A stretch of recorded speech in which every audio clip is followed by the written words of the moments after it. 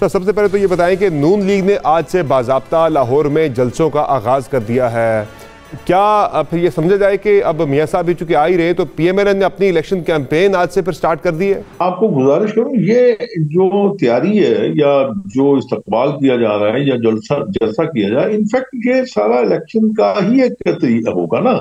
Election اسی پہ تو بیس کرے گا۔ الیکشن آپ کا آنے والا کل جو ہے وہ میاں صاحب کی جو جلسے میں تقریر ہوگی، جو ان کے خیالات ہوں گے، وہ اس پہ ہی محیط کرے گا، اسی کا بنیاد آگے چلے گی نا۔ جو ان کے ذہن میں ہے، جو کرنا چاہتے ہیں، جو وہ عوام کے لیے محسوس کر رہے ہیں، جو ملک کے لیے محسوس کرتے ہیں، وہ جب وہاں پہ ارشاد فرمائیں گے تو وہ آبویسلی ایک سیاست میں ایک ٹرننگ پوائنٹ ہوگا، برداشت کا، تہذیب کا، تمیز کا، اخلاق کا۔ یہ ساری چیزیں اسی جلسے کے بعد پھر آگے بڑھیں گی نا۔ تو سر یہ بتا دیں کہ میاں صاحب جو ہے، میاں نواز شریف صاحب، وہ کہہ رہے ہیں کہ میں لکھ کے کہہ رہا ہوں کہ اگلی حکومت ہماری ہوگی۔ اتنا کانفیڈنس کہاں سے آ رہا ہے؟ چونکہ ابھی تو عوام کے اندر آپ لوگ پاپولر نہیں ہیں، مقبولیت تو کسی اور کی، آپ کی صرف قبولیت آپ کے پاس تھی۔ میاں صاحب نے جو بیانیاں دیا اس سے قبولیت بھی آپ کی تھوڑی سی خطرے میں پڑ گئی تھی۔ یہ کس بیسس پہ اتنا کانفیڈنس ہے کہ لکھ کے لے لیں اگلی حکومت ہماری ہوگی؟ یہ آپ آدھے الفاظ استعمال کر رہے ہیں میاں صاحب کے، تو ہمیشہ میں محسوس کرتا ہوں، جو میں نے سنا ہے، جو میں نے دیکھا ہے، تو میاں صاحب ہمیشہ یہ کہتے ہیں کہ اللہ کی مدد سے آئندہ حکومت بھی ہماری ہوگی۔ تو وہ اس لیے کہتے ہیں، میں آپ کو تھوڑی سی اس کی مجھے بتا دیتا ہوں جو میری سمجھ میں آتی ہے۔ ماضی میں جب بھی میاں صاحب تشریف لائے، جب بھی میاں صاحب نے الیکشن کمپین شروع کی، پاکستان کے عوام نے ان کے ایک اعتماد کا اظہار کیا، اور اس کی وجہ میرے خیال میں ان کا ماضی تھا، ان کے وہ کام تھے، ان کے وہ جو پروجیکٹس تھے جس کا ڈائریکٹلی اور انڈائریکٹلی پاکستان کو اور پاکستان کے عوام کو فائدہ پہنچا۔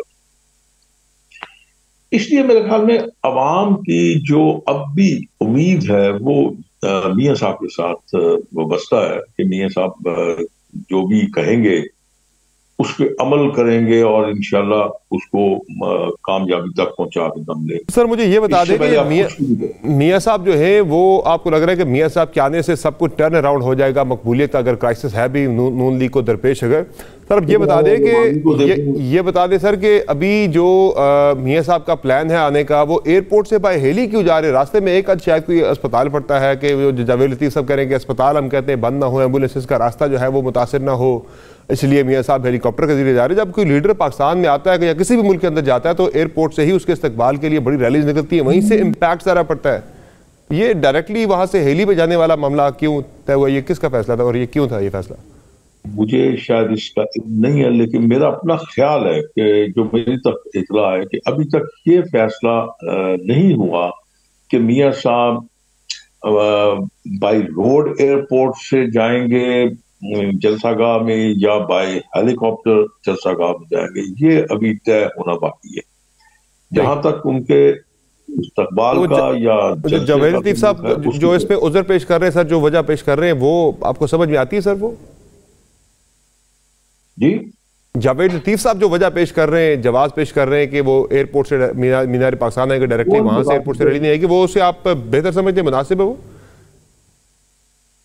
سر وہ بتا سکتا ہے، میں اس کے بارے میں کیا کر سکتا ہوں؟ سمجھدار آدمی ہے، یہ عقل اور دانش کا مالک ہے، کوئی اس کے بارے میں بتا سکتا ہے۔ میں نے تو آپ کو عرض کر دیا۔ سر یہ بتا دیں کہ میاں صاحب جب پہنچیں گے، بیانیہ اب انہوں نے تبدیل کیا ہے۔ پہلے 12 روز پہلے ایک مزاحمتی بیانیہ آیا تھا کہ وہ احتساب کریں گے، سابق آرمی چیف کا بھی، سابق D G I S I کا بھی، لیکن اب جو کل میٹنگ ہوئی بڑی طویل آپ کی چلی، اس میں یہ فیصلہ ہوا ہے کہ کوئی ایسا ہم نے احتساب وغیرہ کوئی ایسی چیز نہیں کرنی، بس فوکس صرف جو ہے وہ اب معیشت کے اوپر، عوامی مسائل کے اوپر ہی کریں گے ہم، چونکہ وہ بیک فائر کر گیا سارا۔ شاید کوئی میسیجنگ بھی کوئی یہاں سے بڑی اسٹرانگ ہوئی ہے کہ بھائی اس طرح کی باتیں آپ نہ کریں۔ قبولیت جو ہے وہی تھی، اسی کا آسرا ہے، مقبولیت تو ہے نہیں ہے پہلے ہی، یہ بھی نہ جاتی رہ گئی۔ سر میں نے آپ کے میں 3-4 دن سے مجھ سے جب دوست یہ سوال پوچھتے ہیں تو میں ان سے یہی عرض کرتا ہوں کہ ہر انسٹیٹیوشن کا سوائے آپ کے جمہوری نظام کے یا جمہوری انسٹیٹیوشن کے باقی ہر انسٹیٹیوشن کا اپنا ایک طریقہ رائج ہے جس کو وہ احتساب کرتے ہیں.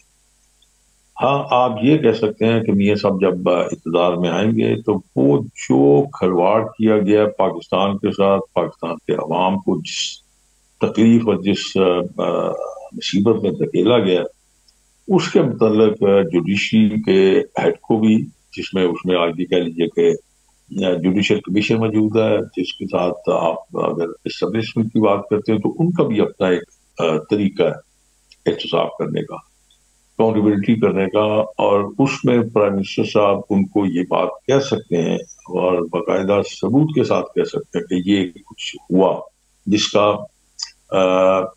تدارک کرنا یا اس پہ کوئی نہ کوئی عمل کرنا، ایکشن لینا جو بہت ضروری ہے تاکہ آنے والے وقت میں پاکستان بہتر طریقے پہ آگے چل سکے. تو میرا خیال ہے کہ، اور دوسری بات جو میں جس پہ میں زور دیتا رہا ہوں، یہ نہیں سر آپ کوئی کمیشن وغیرہ کی بات جو ہو رہی تھی، ایک جو ایک تجویز ہوتی کوئی ٹروتھ کمیشن بن جائے، اس میں یہ ساری چیزیں جو ہیں رکھی جائیں ساری. باقی آپ کی پارٹی جو ہے اقتدار میں آ کے ایسے کسی احتساب کا ارادہ آپ نہیں رکھتی؟ نہیں سر، میں معذرت کے ساتھ آپ سے عرض کر دیتا ہوں کہ میں نے آپ سے گزارش کی ہے، اسٹیبلشمنٹ کا اپنا طریقہ ہے احتساب کرنے کا، اور جوڈیشری کا اپنا ایک طریقہ ہے احتساب کرنے کا. آپ اس سے باہر تو نہیں جا سکتے نا، یہ کوئی ایکسیڈنٹ میاں صاحب کو پھر یہ کس نے، تو پھر میاں صاحب کو 12 دن پہلے یہ بات نہیں پتا تھی جب وہ کہہ رہے تھے کہ ہم ان سب کا احتساب کریں گے، یا صرف وہ ایک سیاسی بیان تھا؟ بالکل پتا تھا، لیکن آپ دیکھیں نا، آپ آدھی بات کرتے ہیں نا. میاں صاحب کو بالکل پتا تھا، میاں صاحب کو اس بات کی بالکل راگ تھا. میاں صاحب 3 دفعہ پرائم منسٹر رہے، ان کو یہ بالکل علم تھا. انہوں نے یہ کہا تھا کہ میں نے اپنے معاملات خدا پہ چھوڑ دیے، میرا کسی کے ساتھ بغض نہیں ہے، میرا کسی کے ساتھ تنازع نہیں ہے، لیکن یہ جو کچھ ہوا ہے پاکستان کے ساتھ، پاکستان کے عوام کے ساتھ، اس کو درگزر نہیں کیا جا سکتا. تو آپ دیکھیں نا، آپ اس کو کسی بھی رنگ دے سکتے ہیں، آپ کسی بھی سائٹ پہ لے کے جا سکتے ہیں، منفی لے سکتے ہیں، مثبت لے سکتے ہیں، آپ جو آپ کا ٹیچ ہے. میری اپنی سوچ ہے، میری اپنا ماننا ہے کہ اس وقت پاکستان میں جو چیلنجز ہیں وہ اس چھوٹی سی بات سے بہت بڑے ہیں. آپ دیکھیں نا، آپ اس وقت آپ اندازہ کیجیے پچھلے 2 3 4 روز سے تقریباً، مجھے اب اندازہ تو نہیں ہے، میں تقریباً کہہ رہا ہوں کہ 100 کے قریب قیمتی جانیں ضائع ہوئی ہیں. یہ آپ کی انٹیلیجنسی جو افغانستان سے ہو رہی ہے، جو آپ کی ٹیررزم ہو رہی ہے.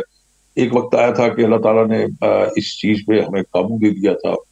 پھر آپ نے دیکھا کہ دوسرا جو بہت بڑا جو معاملہ ہے وہ آپ کا ہے اکانومی کا جو چیلنج ہے. اکانومی کا چیلنج ہے، وہ بہت بڑا چیلنج ہے. جی ہاں. پھر اس کے بعد آپ آ جائیے مہنگائی کا چیلنج ہے. پھر تیسرا جو سب سے بڑی چیز ہے وہ اس وقت پاکستان کا امیج جو ہے دنیا میں وہ خراب کیا گیا.